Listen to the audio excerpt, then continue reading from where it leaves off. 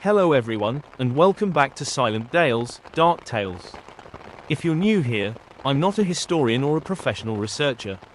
I'm just an amateur who enjoys digging into Yorkshire's forgotten stories as a hobby. Today's episode takes us to Bingley, a town shaped by mills, canals, and the famous Five Rise locks. But in 1966, Bingley became the center of a violent and still unsolved murder. This is the story of Fred Craven, a well-known local bookmaker who was beaten to death inside his own shop. A crime that shocked the community, baffled detectives, and left behind questions that have never been answered. Bingley in the 1960s was a town in the middle of change. The textile industry was fading, new housing estates were appearing, and the post-war generation was reshaping the area. But the heart of the town remained the same: the pubs, the betting shops, the corner stores, and the familiar faces who made up daily life. One of those faces was Fred Craven. Fred ran a bookmaker's shop on Wellington Street, just off the main road. It was a small, busy place, the kind of shop where regulars came in for a chat, a bet, and a bit of local gossip. Fred was well known, and in many ways, well respected. But his job also meant he handled cash, dealt with risk, and occasionally crossed paths with people who didn't always play fair.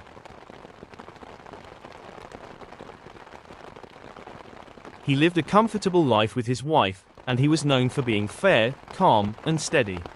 Bookmaking in the 1960s wasn't the polished, regulated business it is today.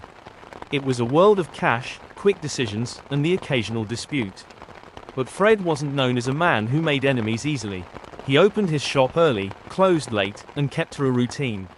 Nothing in his life suggested danger was approaching, until the night someone walked into his shop and attacked him. It was the evening of the 4th of April 1966. Fred was closing up his shop on Wellington Street. At some point between 10 p.m. and 11 p.m., someone entered the shop. There was no sign of forced entry, suggesting Fred either knew the person, or simply opened the door as he normally would. Inside the shop, Fred was beaten with a heavy, blunt object. The attack was brutal and sustained. His wife, worried that he was late coming home, went to the shop to check on him. She found him alive, but gravely injured. Fred died shortly afterwards in hospital. West Yorkshire police launched a major investigation. Detectives interviewed customers, friends, business contacts, and anyone who might have had a reason to harm Fred. But the case was difficult from the start. There were no witnesses, no weapon was found, no clear motive emerged. Some theories suggested a robbery, but the cash in the shop didn't appear to have been taken. Others pointed to a dispute over gambling debts. And some believed Fred had been targeted deliberately. But without evidence, detectives struggled to move forward. Bingley was stunned. Fred was a familiar figure, and the idea that someone had beaten him to death in his own shop was almost unthinkable. People locked the doors, rumors spread, and the case became one of the most talked about crimes in the area. Even today, older residents remember the shock of that night, and the fear that followed. Over the years, some people have wondered whether the murder might have been connected to Peter Sutcliffe, the Yorkshire Ripper, who lived in Bingley at the time. Sutcliffe was 20 years old in 1966, working locally, and already showing signs of violent behavior. However, and this is important, there is no confirmed evidence linking Sutcliffe to the murder of Fred Craven. Police have never charged him with the crime, and the theory remains speculation only. For this episode, we acknowledge the theory because it exists, but the focus stays on the facts of the case itself. Several factors made the investigation difficult. The attack happened late at night. The killer left almost no trace. There was no clear motive. Forensic science in 1966 was limited. Witnesses were scarce. Some detectives believed the killer was someone Fred knew.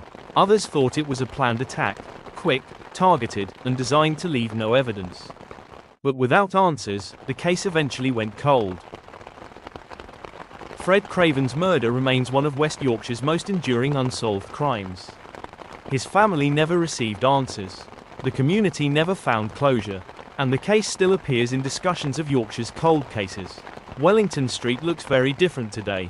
Shops have changed hands, buildings have been renovated, and the town has moved on. But the story lingers, a reminder that even the busiest streets can hold dark secrets. Thank you for joining me for this episode of Silent Dale's Dark Tales. As always, I'm just an amateur doing this as a hobby, exploring the stories that shaped Yorkshire's past. If you found this interesting, please consider subscribing. There are many more forgotten tales waiting to be uncovered.